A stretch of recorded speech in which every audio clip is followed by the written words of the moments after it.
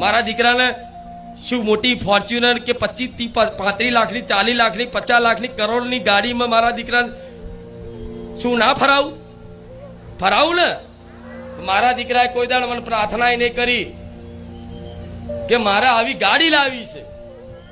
પૂછો, કોઈ દાડ નહીં. ઉપરથી બધા સેવકો માડી તમે ગાડી હારી લાવી દો ને, ગાડી લાવી દો ને.